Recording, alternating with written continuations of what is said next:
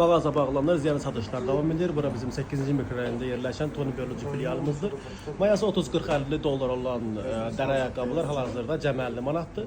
Amma bəzi ayaqqabıların, sport ayaqqabıların birincisi 40 manat, ikincisi 20 manatdır. Klassik bəzi modellərdə isə birincisini alırsınız 50 manat, ikincisi isə tamamilə pulsuz. Botlar, dəri botlar 60 manatdır, amma bəzi seçilmiş dəri botların birincisi 40 manat, ikincisi isə cəmi 30 manatdır. Çantalar isə Tony Berlucci çantaları hal-hazırda 50, 60, 70% endirimdədir. Siz də digər müştərilərimiz kimi bu fürsətlərdən yararlanın. Bu ayın 15-i artıq mağazamız bağlanır. Ayın 15-nə qədər özünüzü çatdırın və bu fürsətlərdən yararlanın. Həm kişilər üçün, bəylər üçün ayaqqabılarımız var, həm xanımlar üçün ayaqqabılarımız var. Sport, klassik, bot, nə istəsəz var mağazada. Buyurun, gəlin.